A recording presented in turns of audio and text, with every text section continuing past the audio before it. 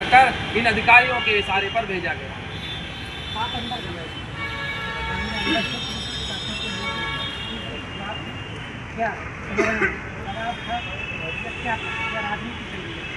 हमने पुलिस प्रशासन के लोगों से पूछा, उन्होंने कहा सर आप ये बताइए हमें किस लिए यहाँ लेकर आए हो। उन्होंने कहा हमारे ऊपर से दबाव है। तो मैंने कहा सर जी, हमने जब उनसे पूछा कि आप हमें कुछ ऐसा नोटिस दिखाइए, आपके पास ऐसा कोई सर्कुलर है क्या कि आप जिस सर्कुलर के तहत हम 5000 के साथियों को आपने धरना स्थल से उठाया, गैर कानूनी तरीके से उठाया, हम लोग लोकतांत्रिक तरीके से अपनी मांग कर रहे थे। उनके पास एक ही जवाब था कि हमारे ऊपर से दबाव है। हमें पता है आप लोगों की मांगे जायज़ हैं, लेकिन हम क्या करें, हमारे ऊपर से दबाव है, इसलिए हमें मजबूरन आपको उठाना पड़ा। हमने उनसे ये कहा कि आप हमें यहाँ उठाकर लाए हैं, अब हमारा आप ही फैसला कराएं। अब आगे का नियत साहब का क्या रहेगा, क्योंकि तो सब अपना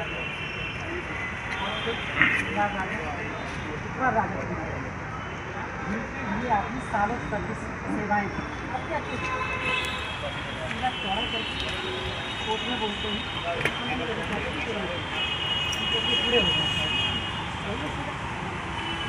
मैं आपकी बात का जवाब देना चाहता हूं कि हमारे ऊपर जो करीब 500 सुपरवाइजरी स्टाफ है, जिनकी तनख्वाह हर महीने की कम से कम 4 से 5 करोड़ रुपए है। हमारे ऊपर 12 एंटी मलेरिया ऑफिसर हैं, जिनकी तनख्वाह करोड़ों रुपए में है। हमारे ऊपर 12 एंटोमोलॉजिस्ट हैं, जिनकी तनख्वाह करोड़ों रुपए में है। हमारे ऊपर 12 DHO हैं, उनकी तनख्वाह करोड़ों रुपए में है। और हमारे ऊपर एडिशनल MHO एरिया ऑफिस में लगभग 10 से 20 स्टाफ है, जिनकी तनख्वाह करोड़ों रुपए में है। और पूरी दिल्ली के अंदर 252 हमारे ऑफिस बने हुए हैं, जिनमें हर महीने 1000 रुपये अगर आप बिजली बिल मान के चले तो लगभग 25 लाख रुपए बिजली बिल भरती है MCD। और हमारे जो साथी पूरी साल काम करते हैं, जो दवाइयों का छिड़काव करते हैं, करोड़ों रुपए की दवाइयों का छिड़काव हो रहा है। क्या वो दवाइयाँ पानी में ऐसे ही बहाई जाती हैं? क्या जो हमारे ऊपर सुपरवाइजरी स्टाफ है उसको MCD फ्री में तनख्वाह दे रही है, जब हमारी जरूरत 3 महीने की है? मैं उन नेताओं से और अधिकारियों से ये सवाल पूछना चाहता हूँ जो कहते हैं बार बार कि आपका 3 महीने का काम है। हमसे कहा गया है मीटिंग के दौरान ये 3 महीने का काम है। जब हमारा 3 महीने का काम है तो आप कई करोड़ रुपए जो खर्च कर रहे हो पूरी साल इन अधिकारियों को तनख्वाह देने के लिए, तो वो आप पैसा क्या फिजूल खर्ची खर्च कर रहे हो? क्यों ना आपके खिलाफ जाँच होनी चाहिए। मैं आपके चैनल के माध्यम से कहना चाहता हूं कि इनके ऊपर जाँच होनी चाहिए कि ये पैसा कहाँ यूज कर रहे हैं। उसके बाद हमें MCD द्वारा बड़े बड़े प्रशस्ति पत्र मिले,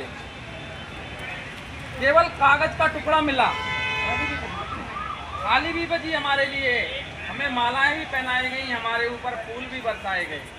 और हम पिछले 30 सालों से डेंगू, मलेरिया और चिकनगुनिया जैसी महामारी से दिल्ली वासियों को बचाने के लिए जमीनी स्तर पर काम कर रहे हैं। हम डेंगू के खिलाफ योद्धा भी हैं, लेकिन हमने जब अपना छोटा सा हक मांगा, हमने इकट्ठे होकर अपनी मांग उठाई और अपनी एकता के साथ हम अपनी मांगे, जब हमारी मांग पूरी नहीं हुई उसके लिए हम मजबूरन सड़क पर बैठे और अपनी पूरी शांति व्यवस्था बनाए हुए, हम सभी पढ़े लिखे लोग हैं, ग्रेजुएट लोग हैं, दिल्ली वासियों की सेवा करते हैं, शांतिपूर्वक धरने पर बैठे हैं हम पिछले 1 महीने से।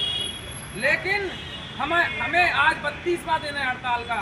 जब हम सुबह 9 बजे अपने धरना स्थल पर पहुंचे तो हमें वहां क्या मिला? पुलिस के डंडे मिले, पुलिस प्रशासन के लोग मिले और सरकार की जो नाकामी है उसका रूप हमें देखने को मिला।